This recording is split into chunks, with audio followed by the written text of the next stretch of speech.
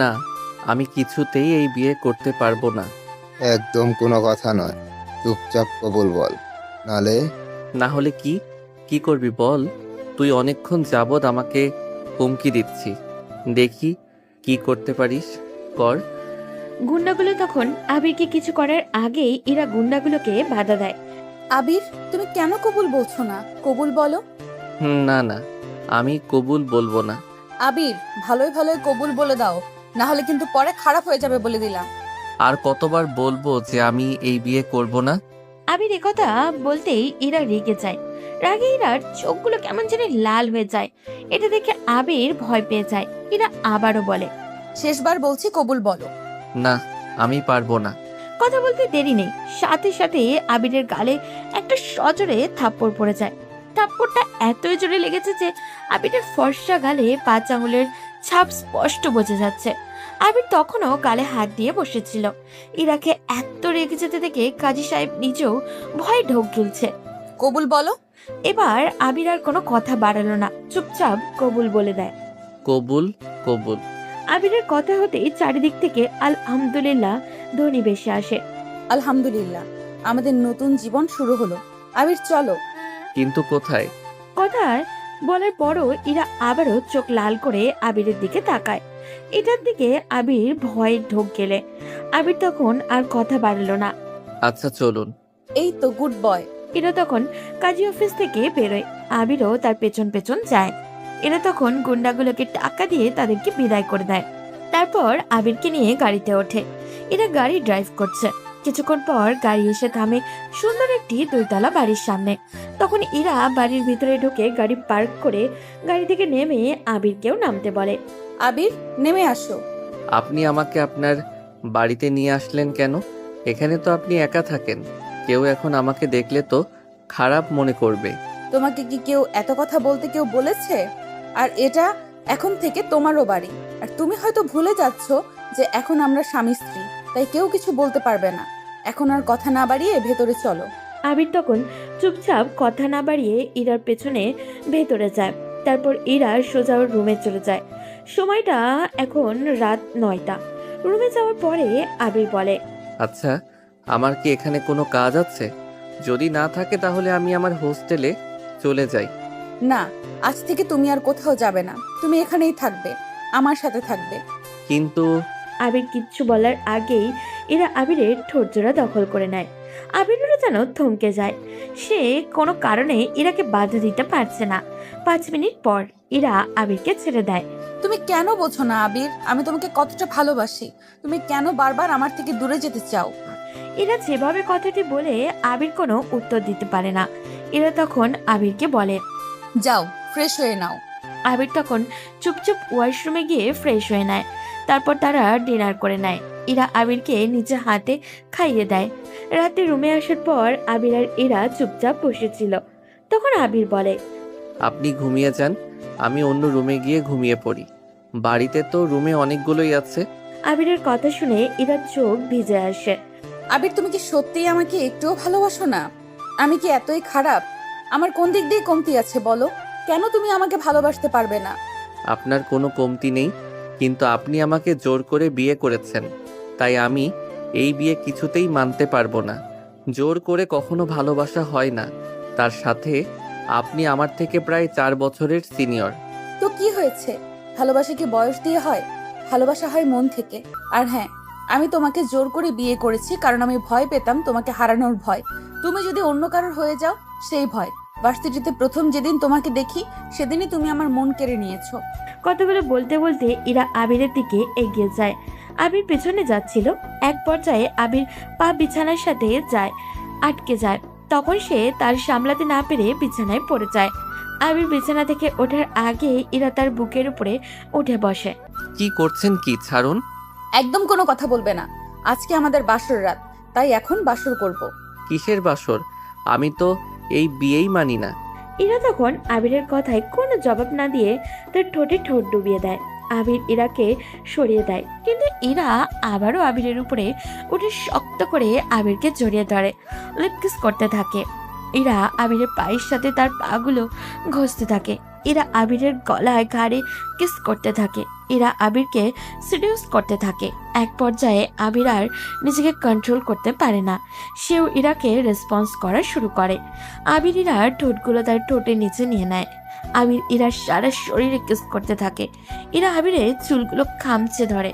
আবিরের ভালোবাসা অনুভব করছিল। 2 ঘন্টা পর আবির ক্লান্ত হয়ে ইরার বুকে মাথা দিয়ে ঘুমিয়ে পড়ে।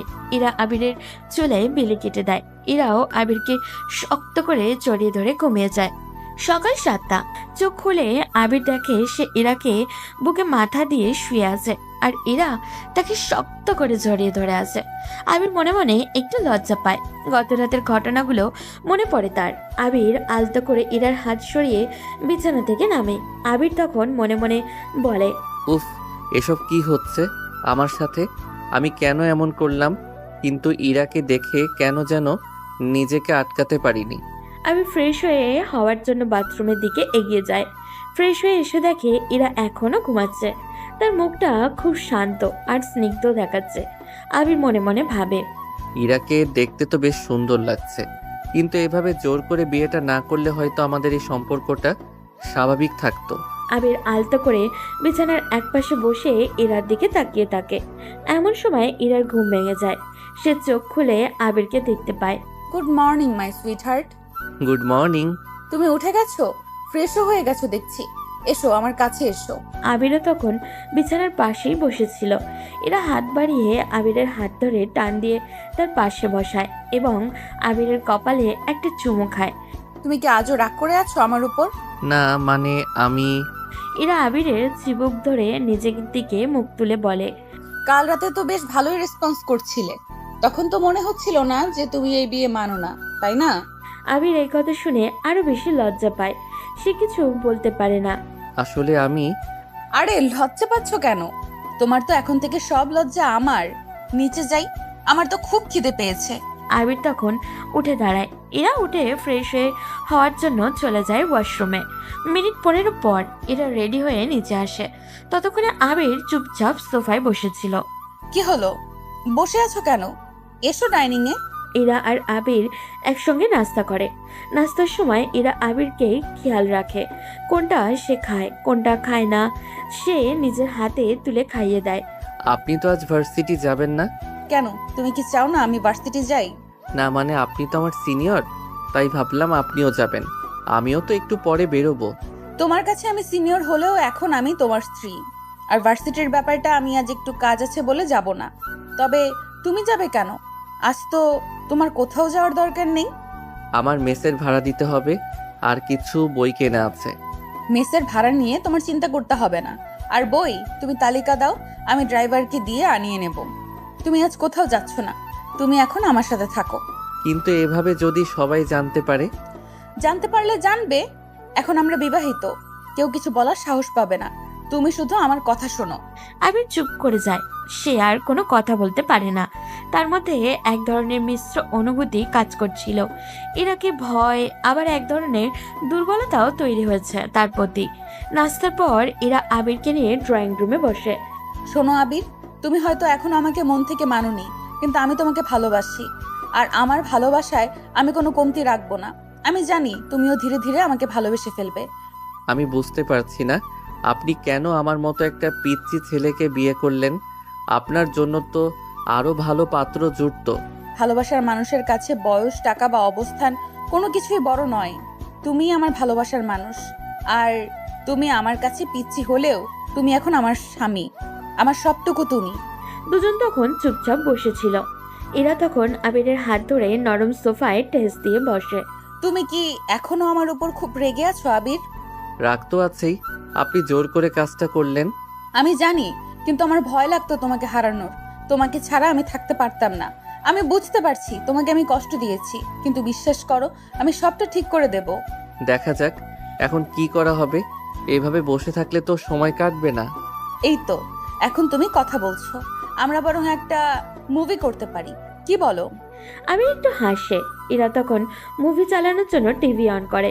দুজন সোফায় গা ঘেঁষে বসে মুভি দেখতেও শুরু করে। আবিরের অস্বস্তি ধীরে ধীরে কাটতে থাকে।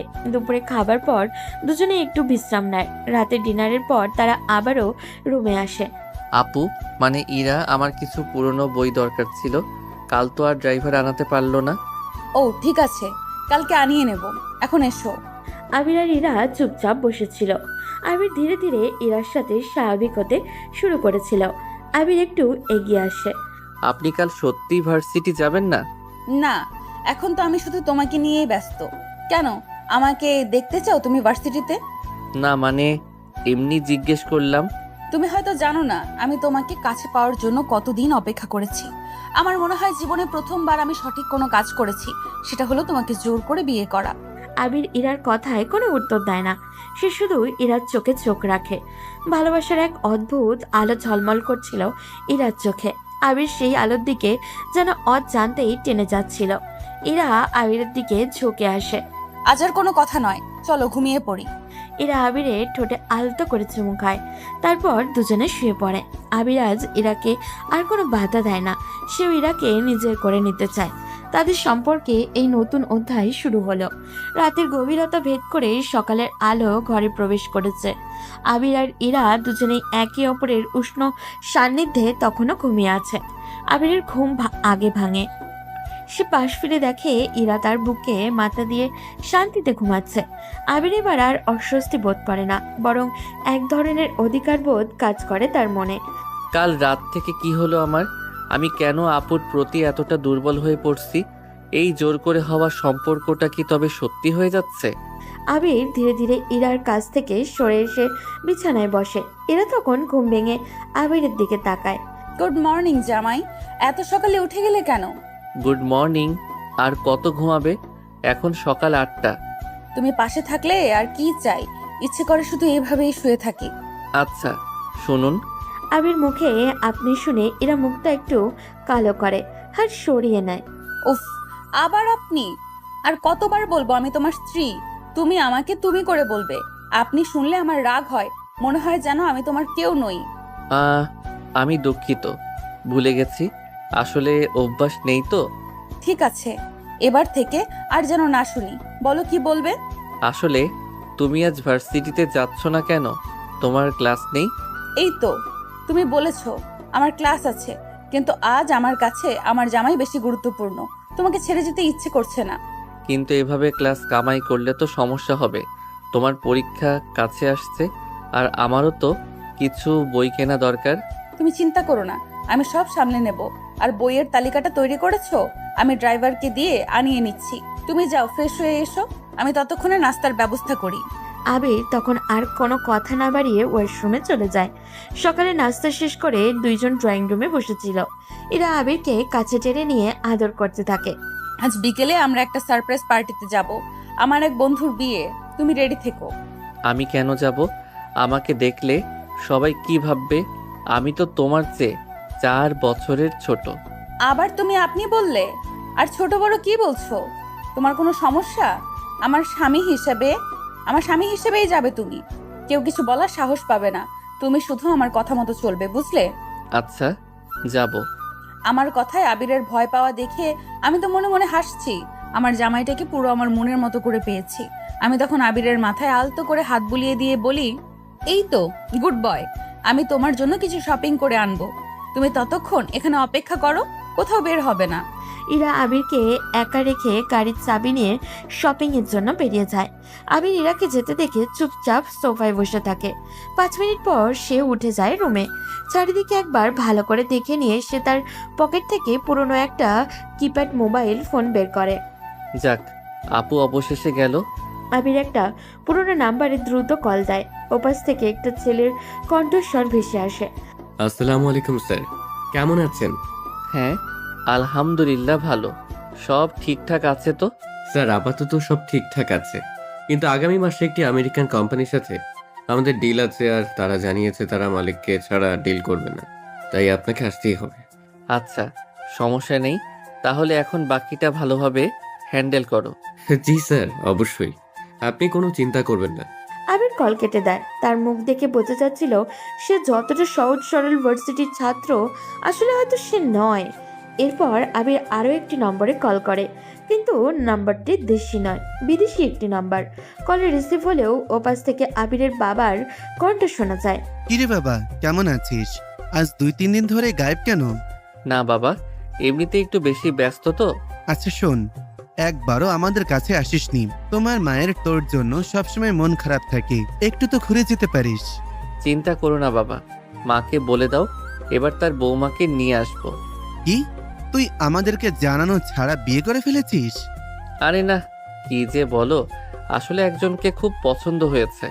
মেয়েটা সব দিক দিয়ে পারফেক্ট, শুধু এখন একটাই সমস্যা, কি সমস্যা? মেয়েটা আমার থেকে কয়েক বছরের বড়। বড় ছোট ব্যাপার না, তোর যেহেতু পছন্দ হয়েছে তুই ওকে তোর মনের কথা বলে বিয়ে করে নি। আমরা ওর বাবা মায়ের সাথে কথা বলবো। এভাবে কিছুক্ষণ কথা বলে আবির কল রেখে দেয়। আবিরের মনে মিশ্র এক অনুভূতি। সে একদিকে যেমন তার বাবার সাথে মিথ্যে বলছে, তেমনি তার জীবনে ঘটে যাওয়া এই জোর করে বিয়ের কথা চেপে রাখছে। আবির তখন নিজে নিজেই বলে, ইরা আপু তো আমার জীবনটা নিয়ে ছিনিমিনি খেলছে, কিন্তু আমি কে সে হয়তো জানেও না। অপেক্ষা করো আপু, তোমার এই পিচ্চি জামাই কি করতে পারে এবার তা দেখতে পাবে। আমাকে নিজের অস্তিত্ব ফিরিয়ে আনতেই হবে। আবির তখন তার গোপন ফোনটি আবারও লুকিয়ে রাখে। কিছুক্ষণ পর এরা শপিং সেরে ফিরে আসে। তারপর চোখে মুখে আনন্দ। এই তো জামাই আমার, দেখো তোমার জন্য কি এনেছি, চলো ট্রায়াল দাও। আবির তখন তার মনের সব রহস্য লুকিয়ে রেখে হাসি মুখে ইরার দিকে তাকায়। সময় তখন বিকেল 5টা। আবির আর ইরা দুজনের নতুন পোশাকে সেজে তৈরি। ইরা আবিরের জন্য যে পাঞ্জাবি কিনে এনেছিল সেটাতে সেজেছে আবির। তাকে দেখে এতে আরো বেশি স্মার্ট লাগছিল। ইরা আনন্দে আবিরের দিকে তাকিয়ে বলে, আমার বাবুটাকে আজ দারুণ লাগছে, চলো আর দেরি নয়। আমি তখন আবারও ইরাকে আপনি করে বলে ফেলেছিলাম। তখন ইরাকে তুমি করে বলার অভ্যাস করার চেষ্টা করে বলি, চল। কিন্তু তোমার বন্ধুকে, মানে কার বিয়ে? আমার কলেজ ফ্রেন্ড সাব্বির, তার সাথে আমার চাচাতো বোন তিথির বিয়ে। খুব মিষ্টি মেয়ে, চলো গেলেই দেখতে পাবে। তিথি নামটি শুনে আবিরের কেন জানি একটু চেনা চেনা লাগলো, কিন্তু আবির তখন আর কিছু বলল না। এরা গাড়ি ড্রাইভ করে শহরের অন্যতম বিলাসবহুল একটি কনভেনশন সেন্টারের দিকে রওনা দেয়। যেতে যেতে ইরা আবিরের হাত ধরে রাখে। তুমি কিন্তু একদম চুপচাপ থাকবে না, সবার সাথে কথা বলবে, আর মনে রাখবে তুমি আমার স্বামী। আর মূল কথা হচ্ছে কোনো মেয়ের সাথে কথা বলবে না। যদি তোমাকে কোনো মেয়ের সাথে কথা বলতে দেখি তাহলে কি করব সেটা তখনই দেখবে। ইরার কথাগুলো শুনে আবির কিছু বলে না। আবির মনে মনে ভাবে, স্বামী তো তোমার জোরের উপর, কিন্তু তুমি আমার আসল পরিচয় জানো না ইরা। তারা কনভেনশন সেন্টারে পৌঁছায়। ঝলমলে আলো আর মানুষের ভিড়ে জায়গাটি উৎসব মুখর। এরা হাত ধরে আবিরকে ভেতরে নিয়ে যায়। এরা তার পরিচিতদের সাথে আবিরকে পরিচয় করিয়ে দিচ্ছিল। ইনি আমার স্বামী আবির। আবির তখনও চুপচাপ ইরার পাশেই দাঁড়িয়েছিল। কিছুক্ষণ পর ইরা আবিরকে একটু অপেক্ষা করতে বলে বাথরুমের দিকে যায়। ঠিক এই সময় কনের সাজে ঝলমল করতে করতে তিথি স্টেজে থেকে বন্ধুদের দিকে এগিয়ে আসছিল। তার চোখে হঠাৎই আবিরের উপরে পড়ে। আবিরকে দেখেই তিথি চমকে ওঠে। পর মুহূর্তে তার মুখে একটা চওড়া হাসি ফুটে ওঠে এবং সে দ্রুত আবিরের দিকে ছুটে আসে। কিরে আবির, তুই? তিথি কোনো কিছু না ভেবে আবিরকে দুহাত দিয়ে শক্ত করে জড়িয়ে ধরে। তিথির অপ্রত্যাশিত এই আলিঙ্গনে আবির কিছুটা অপ্রস্তুত হলেও নিজেকে সামলে নেয় এবং আলতো করে তিথিকে জড়িয়ে ধরে। কিছুক্ষণ পর তিথি আবিরকে ছেড়ে দিয়ে খুশি আর অভিমান মেশানো কণ্ঠে বলে, কিরে, তুই এতদিন পর কোথা থেকে উদয় হলি? তোকে আমি কত খুঁজেছি জানিস? হঠাৎ করে তুই দেশ থেকে উধাও হয়ে গেলি, ফোনও ধরিসনি। আমি তো ভেবেছিলাম তুই হয়তো। রিল্যাক্স তিথি, আমি তো এখানেই আছি। তুমি কেমন আছো? তোমাকে কোণের সাজে খুব সুন্দর লাগছে। থ্যাংক ইউ, কিন্তু তুই। কথা শেষ করার আগেই এরা বাথরুম থেকে ফিরে আসে এবং এই দৃশ্য দেখে এক মুহূর্তের জন্য থমকে যায়। আবিরকে তিথির এত ঘনিষ্ঠ হতে দেখে ইরার চোখে স্পষ্ট রাগ ফুটে ওঠে। তিথি, অভিনন্দন। তুই তুই কি আবিরকে চিনিস? হ্যাঁ আপু, তুমি জানো না, আমি আর আবির তো কানাডায় একই কলেজে পড়াশোনা করেছি। শুধু তাই নয়, আমরা একই সাথে অনেক কাজ করেছি। আবির তো আমাদের ব্যাচের সবচেয়ে ট্যালেন্টেড স্টুডেন্ট ছিল। অনেক দারুণ সময় কাটিয়েছি আমরা। তিথির কথা শুনে ইরার চোখ কপালে ওঠার জোগাড়। কানাডার কলেজে পড়াশোনা, ট্যালেন্টেড স্টুডেন্ট, তার জোর করে বিয়ে করা পিচ্ছি জামাইয়ের এমন হাই প্রোফাইল ব্যাকগ্রাউন্ড শুনে সে তো অবাক হয়ে যায়, তার মুখ ফ্যাকাশে হয়ে যায়। কি বলছিস তুই এইসব? তিথি তখন আবির আর ইরার মাঝখানে গিয়ে কৌতূহল নিয়ে ইরাকে জিজ্ঞাসা করে। কিন্তু আপু, তুমি আবিরের সাথে কি করছো? তুই কবে দেশে ফিরলি আবির? আর আপুর সাথে তোর কি সম্পর্ক? তিথির কথায় ইরা অপ্রস্তুত হলেও নিজেকে সামলে নিয়ে দ্রুত উত্তর দেয়। আমি আমি আবিরের ওয়াইফ। কি? ওয়াইফ? তোমরা বিয়ে করেছো? কবে? আমাকে একবারও জানালে না কেন? তুমি তো আমার বেস্ট ফ্রেন্ড আপু, আর তুইও তো আবির। এটা কেমন সারপ্রাইজ? আবির নিঃশব্দে তিথির দিকে তাকিয়ে একটু হাসে, যেন তার এই রহস্যময়ী মোড়টির জন্যই সে অপেক্ষা করছিল। ইরা তখন মাথা নিচু করে পরিস্থিতি সামলানোর চেষ্টা করে। আসলে সবটা খুব দ্রুত হয়ে গেছে তিথি, আমরা তোকে জানাতে পারিনি। দ্রুত হয়ে গেছে? ঠিক আছে, পরে সবটা শুনবো।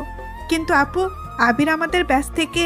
তিথি আরো কিছু বলতে চাচ্ছিল, কিন্তু ইরা তাকে কথা শেষ করার সুযোগ দিল না। হ্যাঁ হ্যাঁ, সবটা পরে শুনবো। এখন তো তোর বিয়ের সময়, যা, তোর বর অপেক্ষা করছে। আমরা তোকে শুভকামনা জানাতে এসেছি, পরে না হয় আবার কথা হবে। চলো আবির। ইরা দ্রুত আবিরের হাত ধরে টেনে তাকে ভেতরের দিকে নিয়ে যেতে থাকে। তিথি তখনও অবাক চোখে তাদের দিকে তাকিয়ে থাকে। শুরু হলো আমার খেলা। ইরা, আমার পরিচয় জানতে পারলে তুমি কতটা অবাক হবে সেটা দেখার অপেক্ষায় আছি। কনভেনশন সেন্টার থেকে দ্রুত বেরিয়ে আসে ইরা, তার মুখে চিন্তার রেখা স্পষ্ট। তিথির কথায় সে গভীরভাবে উদ্বিগ্ন হয়ে পড়েছিল। আমিরের হাত ধরে সে দ্রুত গাড়ির দিকে এগোয়। আমির চুপচাপ ইরার পিছু পিছু হাঁটে, তার মুখে এক রহস্যময় হাসি। গাড়িতে ওঠার পর ইরা সরাসরি আবিরকে কোনো প্রশ্ন করে না, তার মনোযোগ শুধু তখন গাড়ি চালানোতে। আবিরও নীরব থাকে, যেন সে অপেক্ষা করছিল কখন ইরা নিজে থেকে প্রশ্ন করবে। ইরা দ্রুত গতিতে গাড়ি চালিয়ে বাড়ি ফেরে। রাত তখন 10টা। তারা দুজনে ডিনার শেষ করে রুমে আসে। রাতের পোশাক পরিবর্তন করে দুজনেই বিছানায় বসে। এরা তখনও শান্ত, কিন্তু তার চোখে উদ্বেগ স্পষ্ট। সে আলতো করে আবিরের দিকে তাকায়। তুমি আমাকে কানাডার ব্যাপারটা কিছু বলনি কেন? আবির, তিথি যা বলল সবটা কি সত্যি? হ্যাঁ সত্যি, আমি কানাডায় পড়তে গিয়েছিলাম। কিন্তু আমি তো জানি তোমার বাবা গ্রামে থাকেন, সাধারণ কৃষক। তাহলে এত টাকা তুমি কোথায় পেলে? বিদেশে পড়াশোনা তো অনেক খরচের ব্যাপার। তুমি ভুল জানো না ইরা, বাবা আসলে গ্রামে থাকেন, কিন্তু আমার এক কাকা আছেন, তিনি বিদেশে একটি ভালো চাকরি করেন। তিনি আমাকে ছোটবেলা থেকে বিদেশে পড়ানোর সব খরচ জুগিয়েছেন। আমার নিজের চেষ্টাও ছিল কিছুটা। আর তিথির ব্যাপারটা হলো, আমরা একই কলেজেই ছিলাম, কিন্তু এর চেয়ে বেশি কিছু নয়। এরা আবিরের কথাগুলো মনোযোগ দিয়ে শোনে, তারপর যেন স্বস্তি পায়। ও, আমি ভেবেছিলাম হয়তো। কি ভেবেছিলে? যে আমি কোনো মিথ্যাবাদী? তুমি তো নিজেই জোর করে আমাকে বিয়ে করেছো। আমার পরিচয় সম্পর্কে তুমি কতটুকুই বা জানতে? আমি দুঃখিত, আসলে তোমার উপর আমার এতদিনের অধিকার নেই তো, তাই হঠাৎ তিথির কথা শুনে একটু ভয় পেয়ে গেছিলাম।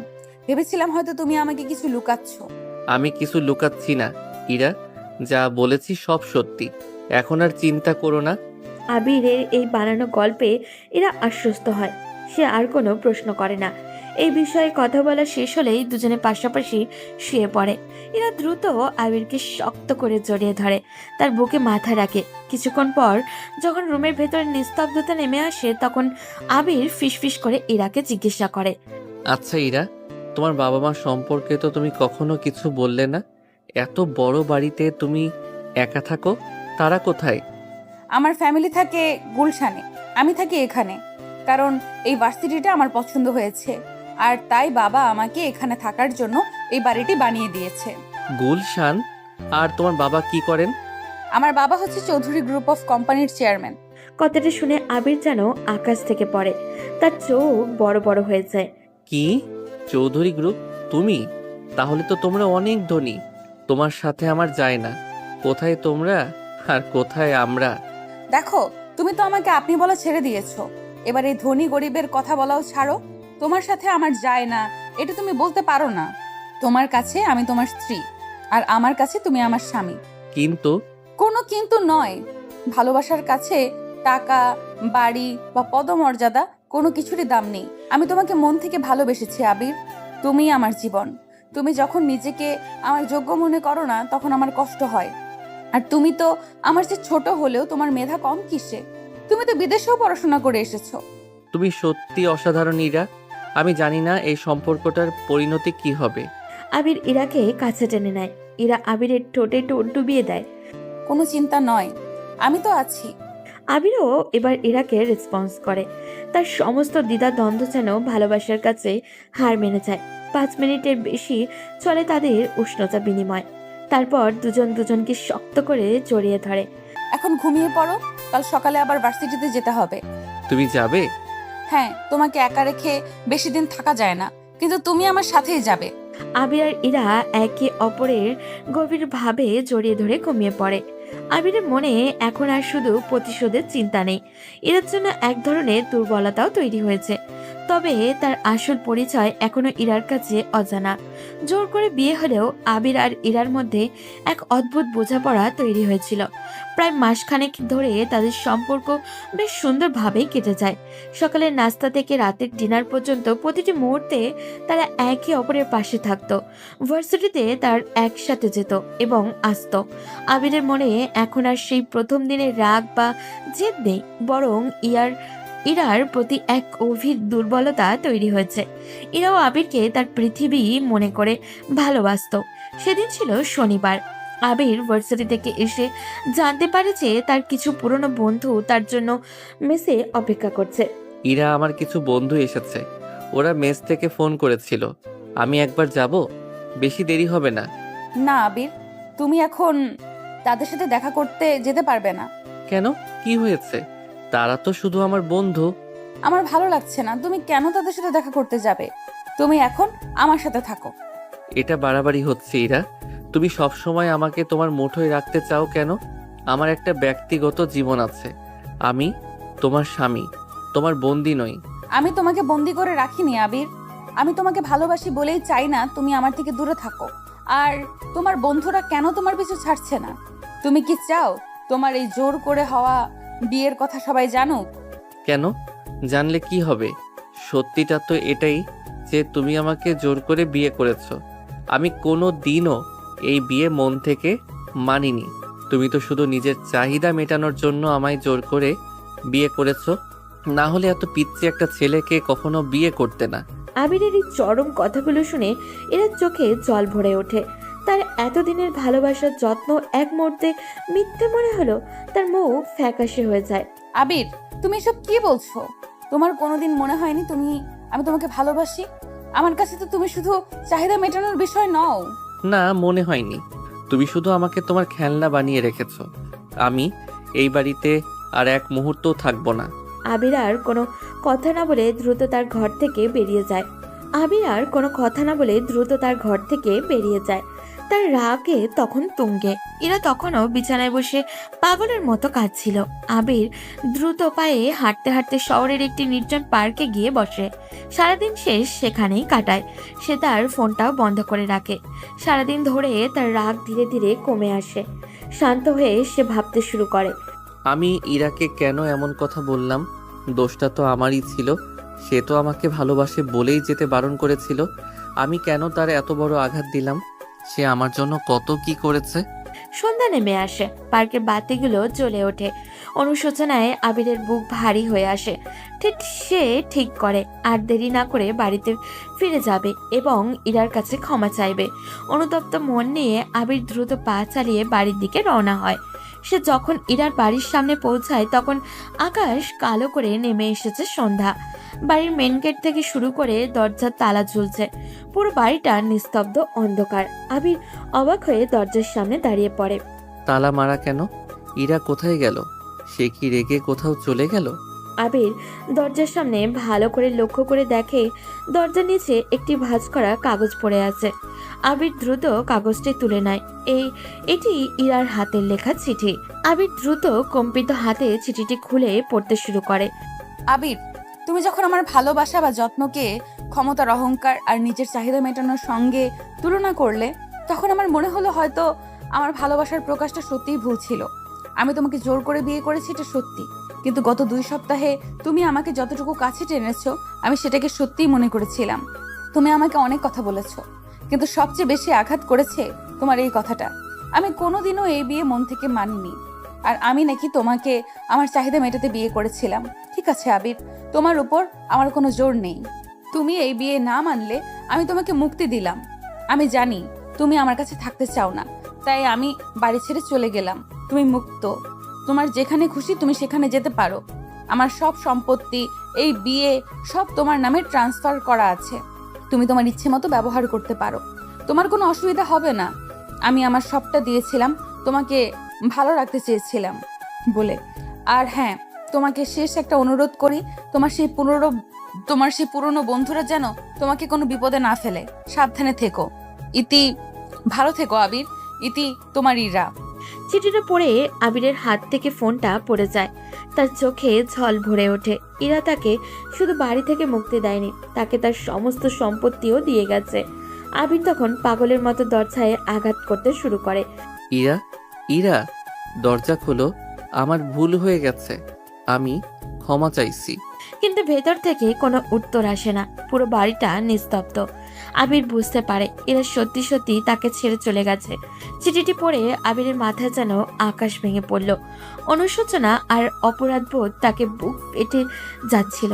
সে পাগলের মতো বন্ধ দরজায় ধাক্কা মারতে লাগলো, কিন্তু কোনো সারা শব্দ নেই। এরা তাকে ছেড়ে চলে গেছে, আর সে নিজের রাগের বশে এই অমূল্য ভালোবাসাটা আঘাত করে বসলো। আমি কি করলাম? আমার সব ভুল। ইরা, প্লিজ ফিরে এসো। দরজার সামনে হতাশ হয়ে বসে থাকতে থাকতে আবিরের হঠাৎই মনে পড়লো ইরার বলা কথাগুলো। ইরা, সে বলেছিল তার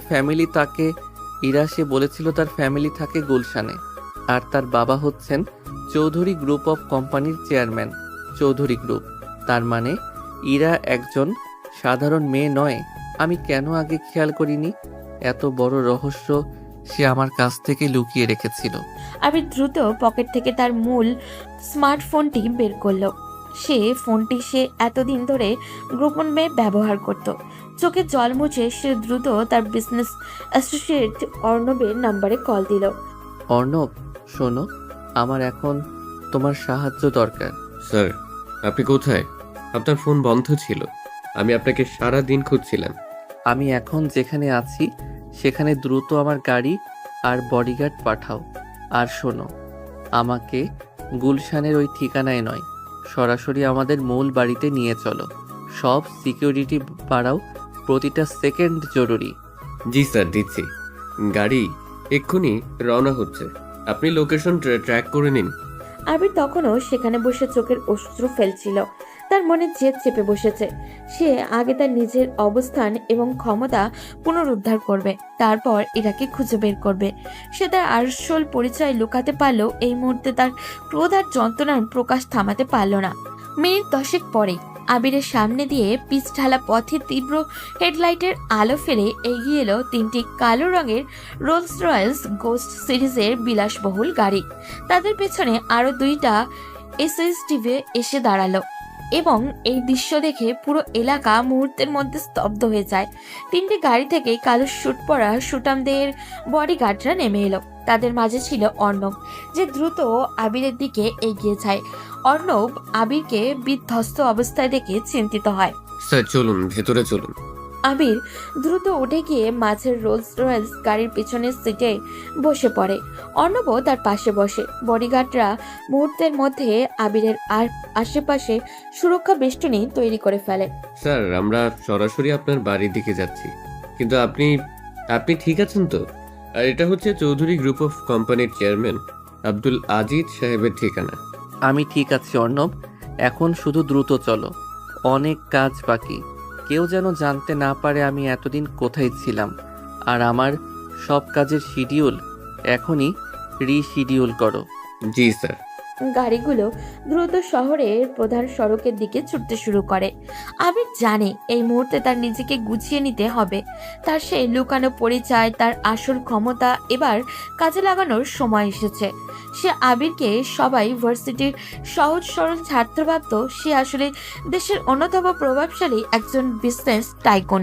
গাড়িগুলো আবিরকে নিয়ে এসে থামে গুলশান এভিনিউ এর এক বিশাল অত্যাধুনিক প্রাসাদের সামনে। গেটের সামনে দাঁড়িয়ে থাকা সিকিউরিটি গার্ডরা আবিরকে দেখেই দ্রুত গেট খুলে দেয়। আবির যখন গাড়ির দরজা খুলে নামলো তখন তার চেহারায় সেই ভার্সিটির সহজ সরল ছাত্রের ছাপ নেই, বরং সেখানে ফুটে উঠেছে এক কঠোর ব্যবসায়িক কৃতিত্ব। আবির কোনো দিকে না তাকিয়ে দ্রুত তার রুমে চলে যায়। অর্ণব তার পেছন পেছনই আসে। স্যার, আপনার ডিনার রেডি করতে বলি? আপনি সারাদিন কিচ্ছু খাননি। এখন কিছু লাগবে না, তুমি এক কাজ করো। চৌধুরী গ্রুপ অফ কোম্পানির চেয়ারম্যান আব্দুল আজিজ সাহেবের পুরো ফ্যামিলি ট্রি আর তাদের বর্তমান অবস্থান সব তথ্য বিশুদ্ধভাবে আমার সামনে নিয়ে এসো। জি স্যার, এক্ষুনি দিচ্ছি। অর্ণব দ্রুত ঘর থেকে বেরিয়ে যায়। আবির তখন তার বিলাসবহুল সোফায় বসে পড়ে। ইরা চিঠি আর তার বলা কথাগুলো আবিরকে জ্বালিয়ে দিচ্ছিল। ইরা, তুমি এত বড় একটা সত্যি লুকিয়েছিলে। চৌধুরী গ্রুপ, তার মানে আমি যত টাকা বা ক্ষমতার কথা বলে ওকে আঘাত করেছি, সে তার চেয়েও অনেক বেশি ধনী। কেন সে আমাকে জোর করে বিয়ে করলো? শুধুমাত্র ভালোবাসার জন্য? আবির গভীর মনোযোগ দিয়ে অর্ণবের আনা তথ্য দিচ্ছিল। ইরাদের পারিবারিক কাঠামো বেশ বড়। তার মনে পড়ল তিথির কথা। তিথি একমাত্র মাধ্যম যার মাধ্যমে সে ইরার কাছে পৌঁছাতে পারে। আবির তিথিকে ফোন করার জন্য হাত বাড়ায়, কিন্তু পরের মুহূর্তেই থেমে যায়। দিনের বেলা গেলে কোনো লাভ হবে না, বাড়ির সবাই তো আছে। ইরা তো এমনিতেই দরজা বন্ধ করে আছে। এই পরিস্থিতিতে ওর বাবা মায়ের সামনে গেলে হিতে বিপরীত হতে পারে। আবির তার পরিকল্পনা পরিবর্তন করে। দিনের আলোয় নয়, রাতের নিস্তব্ধতাতেই সে ইরার কাছে পৌঁছাবে। আবির তখন উঠে দাঁড়ায়। আমার ডিনার টেবিলে দাও, আর সবাইকে জানিয়ে দাও রাত 12টার আগে আমার যেন কোনো শিডিউল না থাকে। জি স্যার। ডিনার টেবিলে বসে আবির, চারপাশে তার কর্মচারী আর বডিগার্ডদের আনাগোনা। টেবিলে নানান পদের খাবার, কিন্তু আবিরের কিছুই ভালো লাগছিল না। তার হঠাৎই মনে পড়ল এই সময়টাতে ইরা সব সময় নিজের হাতে তাকে খাইয়ে দিত। আবিরের গলা শুকিয়ে কাঠ হয়ে যায়। ইরা, তুমি কোথায় গেলে? কোনো মতে সামান্য কিছু মুখে দিয়ে আবির রুমে ফিরে আসে। সে তখন অস্থিরভাবে অপেক্ষা করতে থাকে কখন রাত গভীর হবে। সময় যেন কাটতেই চাইছিল না। ঠিক রাত 12টা। শহরের কোলাহল তখন সীমিত। আবির তার পোশাকের সামান্য পরিবর্তন করে একটা সাধারণ জ্যাকেট পরে নেয়। সে জানে এইবার আর গাড়ি বহর নিয়ে যাওয়া যাবে না। সে একা যাবে, একজন প্রেমিকের বেশে। বের হওয়ার আগে অর্ণবকে বলল, তুমি এই বাড়িতেই থাকো, আমি একা বেরোচ্ছি, কেউ যেন না জানতে পারে। স্যার, একা যাবেন? আমার অন্তত খাওয়া যাওয়া উচিত। বললাম তো না, আমি একা যাব, আমার জন্য অপেক্ষা করো। আবির নিজের একটি সাধারণ স্পোর্টস কার নিয়ে বাড়ির গেট পেরিয়ে গুলশানের উদ্দেশ্যে রওনা হয়। ওর গন্তব্য চৌধুরী গ্রুপ অফ কোম্পানির চেয়ারম্যান আব্দুল আজিজ সাহেবের প্রাসাদম বাড়ি। তার গন্তব্য চৌধুরী গ্রুপ অফ কোম্পানির চেয়ারম্যান আব্দুল আজিজ সাহেবের প্রাসাদপ্রবণ বাড়িটা। তার মনে এখনো অনুশোচনা আর ইরাকে ফিরে পাওয়ার তীব্র আকাঙ্ক্ষা। ঘড়ির কাঁটা তখন রাত 12:30। আবিরের স্পোর্টস কারটি গুলশানের একটি অভিজাত এলাকার শেষ প্রান্তে এসে থামে। এটি চৌধুরী গ্রুপের চেয়ারম্যান আব্দুল আজিজ সাহেবের বাড়ি, যা দেখলে চোখ ধাঁধিয়ে যায়। বাড়ির বিশাল গেট এবং উঁচু দেওয়াল দেখেই বোঝা যায় এখানে নিরাপত্তা কতটা কঠোর। আবির ঝুঁকি নিতে চাইল না। বাড়ির প্রধান গেটের কিছুটা আগেই একটি সার্ভিস গ্যারেজে সে গাড়িটা রেখে দেয়। এরপর সে পায়ে হেঁটে ইরার বাড়ির সামনে যায়। তিথিকে জিজ্ঞেস করে ভালো করেছিলাম, না হলে ভেতরে ঢোকা অসম্ভব হতো। আবির আগেই তিথির কাছ থেকে জেনে নিয়েছিল যে পিছনের দিকে তাদের ফ্যামিলির সুইমিং পুলের পাশেই ইরার রুম, এবং সেই বারান্দার পাশেই একটি পুরনো আম গাছ আছে, যা দেয়াল টপকে ভেতরে ঢোকার এক দ্রুত পথ তৈরি করবে। আবির দেওয়ালের সামনে গিয়ে চারপাশটা ভালো করে দেখে নেয়। নিরাপত্তা ব্যবস্থা আটসাট হলেও এই গভীর রাতে গার্ডরা সবসময় ঝিমোচ্ছে। আবির দ্রুত উঁচু দেওয়ালটা টপকে ভেতরে ঢুকে যায়। ভাগ্যক্রমে পেছনের দিকে দারোয়ান তখন তার চৌকির ওপরে গভীর ঘুমাচ্ছে আচ্ছন্ন। আবির নিঃশব্দে বাগানের ভেতরে দিয়ে সোজা আম গাছটির দিকে এগিয়ে যায়। গাছের গুড়ি ধরে আলতো করে আম গাছটি বেশ দোতলায় ইরার বারান্দার কাছে পৌঁছায়। আবির বারান্দায় গ্রিল পেরিয়ে ভেতরে ঢুকে পড়ে। ভেতরে আবছা অন্ধকার, শুধুমাত্র বাইরের রাস্তার আলো এসে পড়ায় ভেতরের দৃশ্য কিছুটা দেখা যাচ্ছিল। আবির রুমে ঢুকে দেখে ইরা একটি বড় সড়ো টেডি বিয়ার শক্ত করে জড়িয়ে ধরে ঘুমাচ্ছে। তার চোখগুলো ফোলা, যা স্পষ্ট প্রমাণ দিচ্ছিল সে কতটা কেঁদেছে। আবির সেখানে কিছুক্ষণ দাঁড়িয়ে এক দৃষ্টিতে ইরার দিকে তাকিয়েছিল। তার চোখ পুনরায় ভিজে আসছিল। এই মেয়েটা আমার জন্য সব ছেড়ে চলে এলো, আর আমি ওকে কত খারাপ কথা বললাম। আমি কেমন স্বামী? আমি ওকে এত কষ্ট দিয়েছি কেন? তুমি শুধু আমার চাহিদা মেটাতে চেয়েছিলে না, তুমি আমাকে সত্যি ভালোবেসেছিলে। আমি বুঝতে পারিনি ইরা, আমি শুধু তোমাকে ভয় দেখানোর জন্য এসব করেছিলাম। কিন্তু এখন আমি বুঝতে পারছি তোমাকে ছাড়া আমার পক্ষে থাকা সম্ভব নয়। আমি তোমাকে আর কষ্ট দেব না। আবির ধীরে ধীরে ইরার দিকে এগিয়ে যায়। সে আলতো করে ইরার বাহু থেকে টেডি বিয়ারটা সরিয়ে নেয়। টেডি বিয়ারটা সরে যেতেই ইরা ঘুমের মধ্যেই যেন উষ্ণতার অভাবে ছটফট করে। আবির তখন টেডি বিয়ারের জায়গায় নিজে শুয়ে পড়ে। এরা ঘুমের মধ্যেও আবিরকে অনুভব করে এবং যেন এটাই সে চাইছিল। সে মুহূর্তের মধ্যে আবিরকে শক্ত করে জড়িয়ে ধরে, তার মাথা আবিরের বুকে ডুবিয়ে দেয়। আবির বুঝতে পারে সে এখন তাকে কতটা ভালোবাসে। আবির তখন ইরার চুলে আলতো করে বেলি কেটে দেয়। তার কপালে গভীর ভালোবাসার চুমু দিয়ে সেও নিশ্চিন্তে ঘুমিয়ে পড়ে। সকাল হোক, তারপর সব হিসাব হবে। আপাতত তার ভালোবাসা তার কাছে ফিরে এসেছে। ঘরের মিষ্টি আলো আর ইরার জানলার পর্দা ভেদ করে ঘরে প্রবেশ করে। আবির আর ইরা দুজনে গভীর ঘুমে মগ্ন। ইরা আবিরকে এত শক্ত করে জড়িয়ে ধরে আছে যেন যে চাইছিল না এই স্বপ্ন কোনোভাবেই ভেঙে যাক। সকাল 8টা নাগাদ ইরার ঘুম ভাঙে।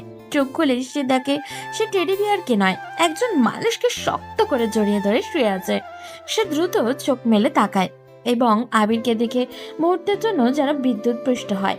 এরা সঙ্গে সঙ্গে আবিরকে বুক থেকে উঠে দ্রুত বিছানায় বসে পড়ে আর আগে কাঁপতে কাঁপতে বলে, এই, তুই আমার রুমে কি করছিস? Good morning my sweetheart. এরা চিৎকার করে বিছানা থেকে নেমে দাঁড়িয়ে যায়। কিসের সুইটহার্ট? তুই আমার বেডরুমে কি করছিস? তোর এত বড় সাহস হয় কিভাবে যে আমার অনুমতি ছাড়া আমার ঘরে ঢুকে পড়িস? তুই না আমাকে সব ছেড়ে চলে গিয়েছিলি, আমাকে অপমান করেছিলি, এখন আবার কোন মুখে এসেছিস? শান্ত হও ইরা, এভাবে রাগ করছো কেন? আমি তোমাকে ছাড়া থাকতে পারছিলাম না, তাই ফিরে এলাম। কাল রাতে তোমার চিঠি পড়ে আমি অনুশোচনায় পড়েছি। আমি তোমাকে ভালোবাসি। ইরা রেগে গিয়ে 2 হাত দিয়ে খাটের চাদর টেনে সরিয়ে দেয়। মিথ্যা কথা বলবি না। তোর ভালোবাসা, তোর মতো ছেলের কোনো ভালোবাসা থাকতে পারে না। তোর ভালোবাসা শুধু প্রয়োজন মেটানোর জন্য। আমি তোকে বলেছিলাম তুই আমার চেয়ে ছোট, তুই রেগে গিয়েছিলি। তোর মনে হয়েছিল আমি তোর স্বাধীনতায় আঘাত করেছি। এবার আবির বিছানা থেকে নামে ইরার দিকে এগিয়ে যায়। হ্যাঁ, আমার অহমিকায় আঘাত লেগেছিল, কিন্তু পরে আমি বুঝতে পেরেছি তুমি ভালোবাসো বলেই আমাকে এত কাছে টেনেছো। আমি ভুল করেছি ইরা, খুব বড় ভুল করেছি। তুই আমার হাত ধরবি না। তুই আমাকে এতগুলো খারাপ কথা বললি, তারপর তোর মনে হলো ভালোবাসিস। তোর মনে আছে তুই কি বলেছিলি? আমি কোনোদিনও এই বিয়ে মন থেকে মানিনি। এই কথাটা বলার পর আর তোর কোনো অধিকার নেই আমার সামনে আসার। আমার কাছে তোর সব অনুশোচনা এখন ভণ্ডামি মনে হচ্ছে। তোর মতো লোকের কোনো বিশ্বাস নেই।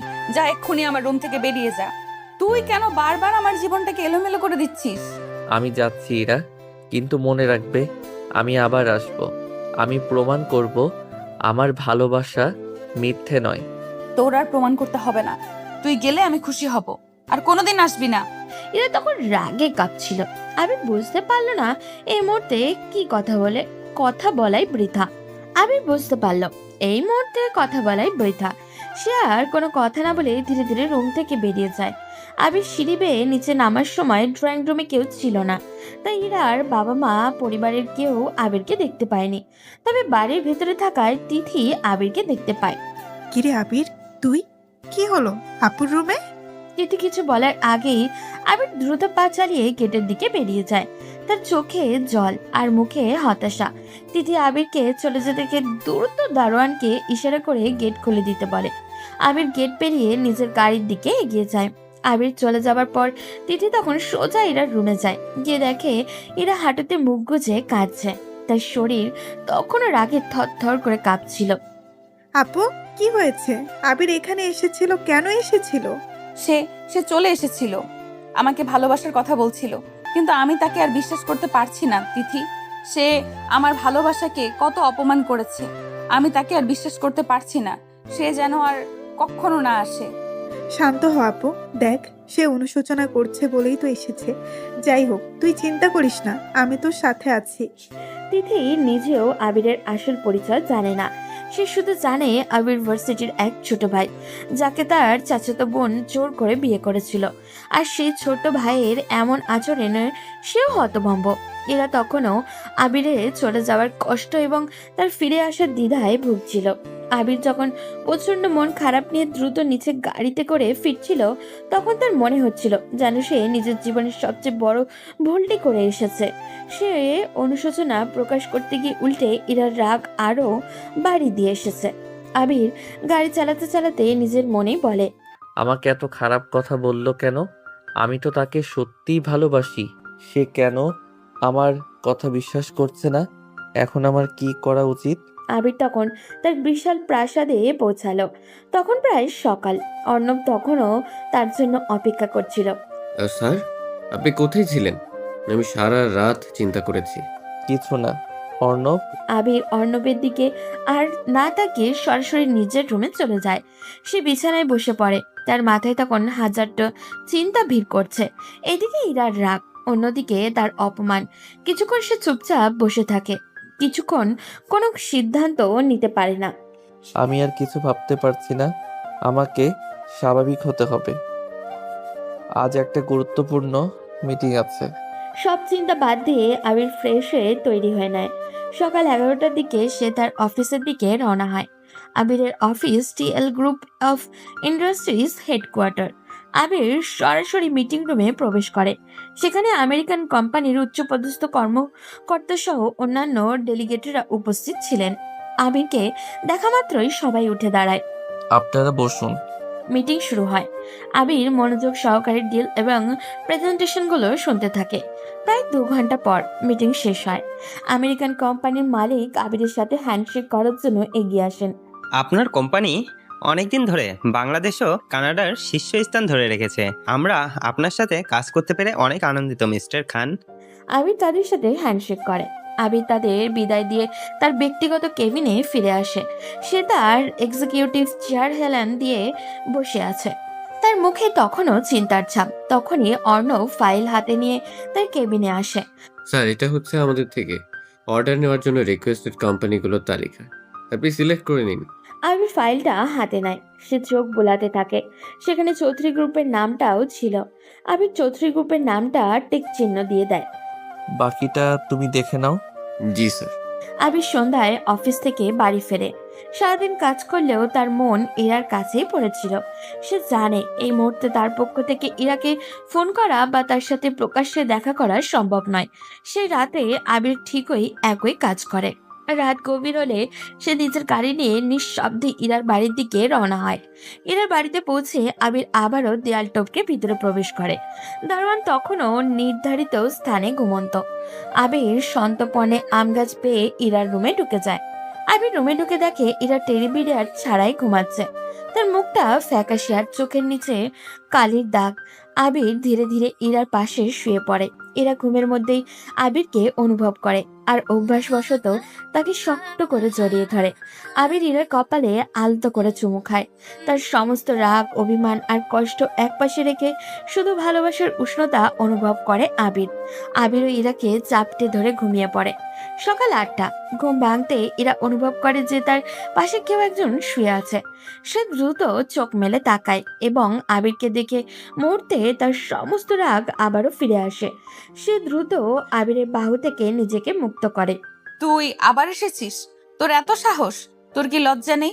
আমি তোকে না করলাম, তবুও তুই দেওয়াল টপকে আমার ঘরে ঢুকিস? এটা তোর শ্বশুর বাড়ি নয়, এটা আমার বাড়ি। তুই এক্ষুনি বেরিয়ে যা। Good morning Ira. তোর গুড মর্নিং শুনতে চাই না। তুই কেন আমার জীবনটা বিষিয়ে তুলছিস? আমার মনে হয় তোর কোনো কাজ নেই। একটা ছাত্রের মতো শুধু ফাজলামি করে বেড়াস। তুই কি সত্যিই ভেবেছিস তোর মতো পিচ্চি একটা ছেলেকে আমি মন থেকে গ্রহণ করব? তোর ওই মেসের জীবন আর আমার এই জীবন কোনোদিনও এক হবে না। ইরা এই নিষ্ঠুর কথাগুলো আবিরের বুকে তীরের মতো বিঁধে যায়। তার রাগ মুহূর্তেই শত গুণ বেড়ে যায়। সে দ্রুত বিছানা থেকে নেমে আসে। তুমি তুমি আমাকে এসব কথা বললে? ঠিক আছে ইরা, তোমার কাছে আমার দাম নেই। আমার মেসের জীবন নিয়ে তুমি হাসছো। তুমি হয়তো জানো না আমি কেন তোমার কাছে এসেছিলাম। তোমাকে ভালোবাসি বলে এসেছিলাম। তুমি আমাকে বারবার ছোট করেছো। তুমি আমাকে পিচ্চি বলেছো। তুমি মনে করো তোমার টাকা আর অহংকারী সব, কিন্তু মনে রাখবে তোমার বাবার চৌধুরী গ্রুপের চেয়ে অনেক বেশি ক্ষমতা রাখি আমি।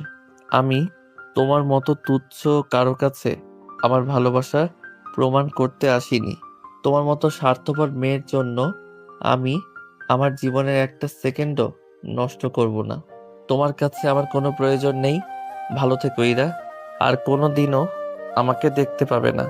আশা করি এতেই তুমি খুশি হবে। এই কথা বলেই আবির ঘর থেকে দ্রুত বেরিয়ে যায়। সে আর এক মুহূর্ত সেখানে দাঁড়ায়নি। আবির যখন নিজের বিলাস বাড়িতে পৌঁছায় তখন তার শরীর রাগে কাঁপছিল। সে সরাসরি তার ওয়াশরুমে যায় এবং শাওয়ার ছেড়ে দেয়। ঠান্ডা জল তার সমস্ত রাগ আর কষ্টকে ভাসিয়ে নিয়ে যাচ্ছিল। আমি কি করলাম? কেন তাকে আমার আসল পরিচয় জানালাম না? কেন নিজের ক্ষমতা দেখালাম না? সে আমাকে পিচ্চি বলল। সে আমার ভালোবাসাটাকেও খেলা মনে করলো। শেষ হয়ে গেল। এই মিথ্যা সম্পর্ক আর কোনোদিন জোড়া লাগবে না। কিন্তু কেন এত কষ্ট হচ্ছে? ওদিকে ইরার রুমে তখন অন্য চিত্র। আবির চলে যাওয়ার পর ইরা স্তব্ধ হয়ে যায়। কিছুক্ষণ পর তার অনুশোচনা হতে শুরু করে। আমি আবিরকে কেন এত খারাপ কথা বললাম? আবির তো ছোট, ও রেগে অনেক কিছুই বলতে পারে।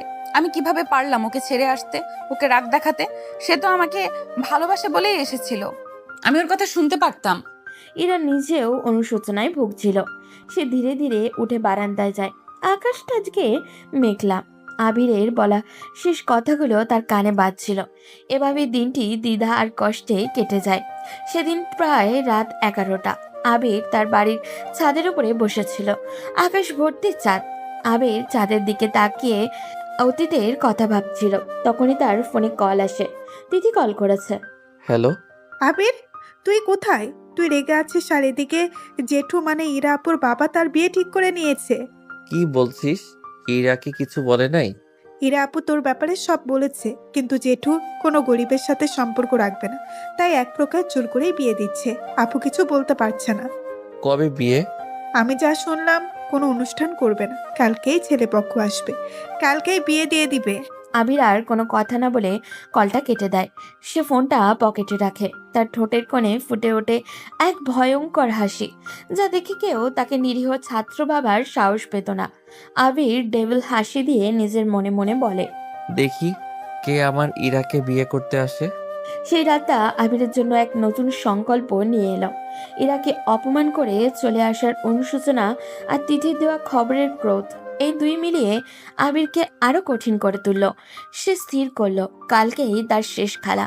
পরদিন দুপুরে প্রায় 12টা। আবির তার পোশাক পরিবর্তন করে সম্পূর্ণ প্রস্তুত। পরনে দামি ইটালিয়ান স্যুট, চোখে কৃতিত্বের চাহনি। সে অর্ণবকে আগের থেকেই সবকিছু তৈরি করে রাখতে বলেছিল। চলো অর্ণব, স্যার আমরা কোথায় যাচ্ছি? তোমার ম্যামকে আনতে যাচ্ছি। এই কথা শুনে অর্ণব অবাক হয়ে যায়। সে কিছু বলতে যাচ্ছিল, কিন্তু আবির তাকে চুপ করিয়ে দেয়। এখন কোনো কথা নয়, সব কথা পরে হবে। শুধু মনে রাখবে তুমি তোমার ম্যামের পক্ষেই থাকবে। জি স্যার। আবির তার রোলস রয়েলস গাড়িতে ওঠে। তার পেছনে টিএল গ্রুপ অফ ইন্ডাস্ট্রিজ এর লোগোযুক্ত বডিগার্ড ভর্তি আরো কয়েকটা গাড়ি চৌধুরী বাড়ির দিকে রওনা হয়। এই গাড়ির বহর দেখে মনে হচ্ছিল যেন কোনো দেশের রাষ্ট্রপ্রধান আসছেন। কিছুক্ষণের মধ্যেই আবিরের গাড়ির বহর গুলশানের চৌধুরী বাড়িতে প্রবেশ করে। বাড়ির মেইন গেটে গার্ডদের জন্য খুলে দেওয়া হয়। আবির গাড়ি থেকে নামে। তার মুখে কোনো হাসি নেই, আছে শুধু এক শীতল দৃঢ়তা। সে একাকী বাড়ির ভেতরে প্রবেশ করে। আবির ড্রয়িং রুমে ঢুকে দেখে সেখানে ঘরোয়া পরিবেশে বিয়ের আয়োজন চলছে। কাজী সাহেব দোয়ার কিছু অংশ পাঠ করছেন। ইরা বধূবেশে মাথা নিচু করে বসে আছে। বরের পাশে ইরার বাবা আব্দুল আজিজ চৌধুরীও উপস্থিত। তখনও আবিরকে কেউ লক্ষ্য করেনি। চৌধুরী সাহেব, আমার বউকে আবার বিয়ে দেওয়া হচ্ছে? আবিরের কণ্ঠ শুনতেই যেন পুরো ঘর থমকে যায়। এরা দ্রুত মাথা তুলে থাকায় আবিরকে এই বেশে এইখানে দেখে তার চোখ ভরে ওঠে আনন্দ অশ্রুতে। সে আর এক মুহূর্ত অপেক্ষা করে না। ইরা বসে থেকে উঠে দাঁড়ায়, দৌড়ে আবিরের কাছে এসে তাকে শক্ত করে জড়িয়ে ধরে। আবির, তুমি ফিরে এসেছো। আমি দুঃখিত, আমাকে ক্ষমা করো। আমি তোমাকে ভুল বুঝেছিলাম। ঠিক তখনই আজিজ চৌধুরী আবিরের দিকে এগিয়ে এসেছিলেন। তিনি ইরাকে আবিরের কাছ থেকে সরাবেন। কি হচ্ছে এইসব? আর তুমি কে? এখনই আমার মেয়েকে ছাড়ো। ঠিক সেই মুহূর্তেই আবিরের বডিগার্ডরা আর অর্ণব দ্রুত বাড়িতে প্রবেশ করে। বডিগার্ডরা এসে আবির এবং ইরার চারপাশে ঘিরে ফেলে। অর্ণব এগিয়ে এসে আজিজ চৌধুরীর সামনে দাঁড়ায়। মিস্টার চৌধুরী, দয়া করে সরে দাঁড়ান। মিসেস সিরা আপনার মেয়ে হলেও উনি এখন টিএল গ্রুপ অফ ইন্ডাস্ট্রিজের একমাত্র মালিক। আবির খানের ওয়াইফ আমাদের ম্যাম। অর্ণবের কথা শুনে আব্দুল আজিজ চৌধুরী এবং উপস্থিত বরের পক্ষ সবাই স্তব্ধ হয়ে যায়। এটি টিএল গ্রুপ অফ ইন্ডাস্ট্রিজ নাম বাজারে কতটা প্রভাবশালী তা তাদের কারোরই অজানা নয়। টিএল গ্রুপ অফ ইন্ডাস্ট্রিজের মালিক? কিন্তু কিন্তু মালিক তো। আব্দুল আজিজ চৌধুরী মুখ ভয়ে কেমন জানি ফ্যাকাশে হয়ে যায়। তিনি বুঝতে পারেন তিনি মেয়েকে জোর করে বিয়ে দিতে গিয়ে দেশের অন্যতম শক্তিশালী ব্যবসায়ীর সাথে শত্রুতা তৈরি করে ফেলেছেন। আবির তখন কাজী সাহেবকে উদ্দেশ্য করে বলে, কাজী সাহেব, আপনি দোয়া পড়া বন্ধ করুন। এই বিয়েটা হচ্ছে না। আর আপনারা সবাই বরের পক্ষ এখনই এই বাড়ি থেকে বেরিয়ে যান। পরিস্থিতি মুহূর্তের মধ্যে আবিরের নিয়ন্ত্রণে চলে আসে। বরের পক্ষ চুপচাপ ঘর থেকে বেরিয়ে যায়। এরা তখন আবিরের বুকে মাথা রেখে কাঁদছিল। চৌধুরী বাড়িতে তখন পিনপতন নীরবতা। আব্দুল আজিজ চৌধুরী ভয়ে কাঁপছিলেন। তার সামনে এখন শুধুমাত্র জামাই নয়, তার ভবিষ্যৎ ব্যবসার নিয়ন্ত্রকও দাঁড়িয়ে। আর তার মেয়ে ইরা তখনও আবিরকে শক্ত করে ধরে আছে। আমাকে ক্ষমা করো আবির, আমি বুঝতে পারিনি। আমি তোমাকে অনেক খারাপ কথা বলেছি। আমাকে ছেড়ে যেও না প্লিজ। তোমার ক্ষমা চাওয়ার প্রয়োজন নেই ইরা। আমি জানি তুমি আমাকে কতটা ভালোবাসো। তোমার রাগ আর অভিমানই আমার চোখ খুলে দিয়েছে। আমি তোমাকে কোনোদিনও ছাড়বো না। বাবা আবির, মানে মিস্টার খান, আমার ভুল হয়ে গেছে। আমি জানতাম না, আমি বুঝতে পারিনি। মিস্টার চৌধুরী, আপনি আমার ব্যক্তিগত জীবনে হস্তক্ষেপ করেছেন। আপনার মেয়ে আমার স্ত্রী। কালকে যা হয়েছে তার জন্য আমি আপনাকে ক্ষমা করতে পারি না। তবে যেহেতু এখন আপনার সামনে অনেক বড় ব্যবসায়িক সমস্যা, তাই আমি শুধু একটা শর্তে সবকিছু স্বাভাবিক করতে পারি। আপনি আর কোনোদিন আমার বা আমার স্ত্রীর ব্যক্তিগত জীবনে হস্তক্ষেপ করবেন না। কথা দিচ্ছি মিস্টার খান, এমন ভুল আর হবে না। চলো ইরা, এই বাড়িতে আর এক মুহূর্তও নয়। আবির ইরাকে নিয়ে ড্রয়িং রুম থেকে বেরিয়ে যায়। তার বডিগার্ডরা আর অর্ণব তাদের অনুসরণ করে। আবিরের গাড়ি বহর দ্রুত ও চৌধুরী বাড়ির গেট পেরিয়ে যায়। গাড়িতে উঠে আবির প্রথমে ইরার কপালে গভীর ভালোবাসার একটা চুমি এঁকে দেয়। ইরা তখনও আবিরের বাহুর মধ্যে নিশ্চিন্তে আশ্রয় নিয়েছিল। আবির অর্ণবকে উদ্দেশ্য করে বলে, অর্ণব, ফ্লাইট দেরি করেছো? জি স্যার, সব রেডি। আমরা আজকে সন্ধ্যা 6টায় রওনা হচ্ছি। আমরা আপনার প্রাইভেট জেটে সমস্ত ব্যবস্থা করা হয়েছে। কাউকে জানানোর প্রয়োজন নেই, সবাইকে সারপ্রাইজ দেব। এরা কথাগুলো শুনে আবিরের বুক থেকে মুখ তোলে। কৌতূহলী চোখে বলে, আমরা কোথায় যাচ্ছি আবির? তোমার শ্বশুর বাড়ি। কোথায়? আমার শ্বশুর বাড়ি তো গ্রামে। এখন তোমার আসল শ্বশুর বাড়ি কানাডার টরেন্টোতে। সেখানে আমাদের সব থেকে পুরনো বাড়ি আছে। সেখানেই আমরা নতুন করে সবকিছু শুরু করব। এরা তখন আর কিছু না বলে আবারও আবিরের বুকে মাথা রাখে। তার চোখ বন্ধ করে সে নতুন জীবন আর ভালোবাসার উষ্ণতা অনুভব করতে থাকে। আবির খান তার পিচ্ছি জামাই এখন আর তার আসল পরিচয় নিয়ে তার কাছে ফিরে এসেছে। আবিরের বিশাল প্রাসাদে পৌঁছে ইরা অবাক হয়ে যায়। সে কখনো স্বপ্নেও ভাবেনি যে তার জোর করে বিয়ে করা ছাত্র স্বামীটি আসলে দেশের অন্যতম শীর্ষ ধনী এবং প্রভাবশালী। তাড়াতাড়ি তৈরি হওয়ার জন্য আবির ইরাকে তার ড্রেসিং রুমে নিয়ে যায়। সেই দিন সন্ধ্যায় ঠিক 6টায় আবির আর ইরা তাদের ব্যক্তিগত জেটে চড়ে বসেন। বিমানের জানলা দিয়ে ঢাকা শহরের আলো ঝলমলে দৃশ্য দেখতে দেখতে ইরা আবিরের হাত শক্ত করে ধরে রাখে। সন্ধ্যা 6টায় আবির এবং তারা তাদের বিলাসবহুল ব্যক্তিগত জেটে চেপে বসেন।